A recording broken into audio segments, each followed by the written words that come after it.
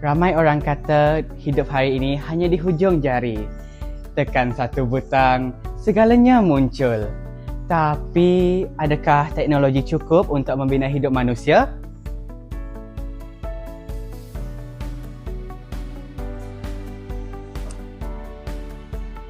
Ilmu bukan sekadar data dalam cakara keras. Ilmu adalah cahaya yang bertahta di hati. Tanpa adab dan nilai, teknologi hanyalah sekadar alat tanpa jiwa. Tajuk perkongsian saya hari ini ringkas namun mendalam. Ilmu di hati, teknologi memperkasa generasi.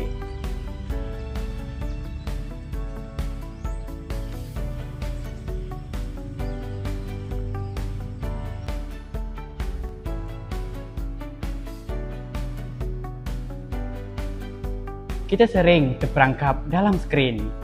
Kita pandai mengedit video, tapi adakah kita pandai mengedit peribadi? Kita pantas mencari maklumat di Google, tapi adakah kita sabar menuntut ilmu dengan guru?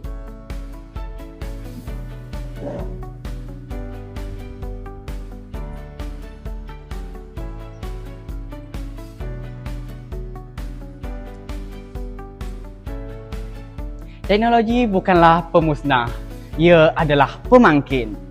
Bayangkan ilmu yang anda pelajari secara tradisional diperkukuh dengan kecerdasan buatan, realiti maya dan jaringan global.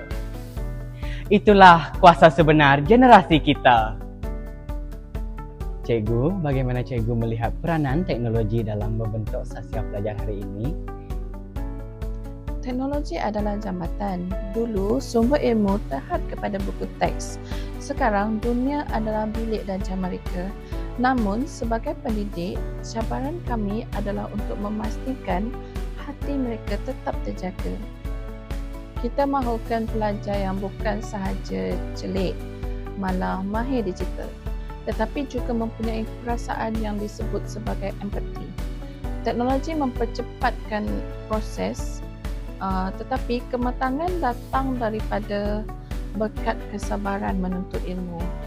Jadi apabila teknologi digunakan dengan cara yang betul, ia melahirkan generasi yang bukan sahaja pintar, tetapi juga ada nilai empati dan bakti kepada diri sendiri, keluarga, guru dan masyarakat.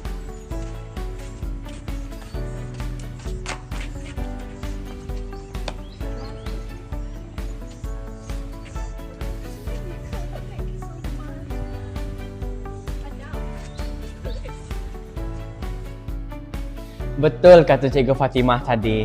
Lihat ini, dengan aplikasi ini saya dapat faham struktur molekul kimia dalam 3D. Dulu mungkin susah nak bayangkan, tapi sekarang segalanya jelas.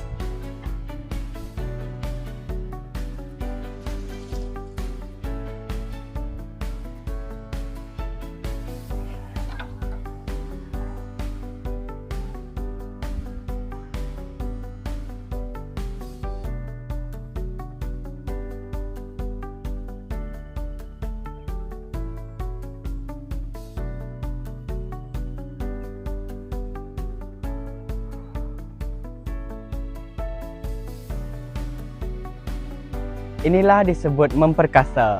Teknologi memberikan kita sayap untuk terbang tinggi, tetapi ilmu di hati menjadi suah agar kita tidak hanyut dan lupa asal-usul.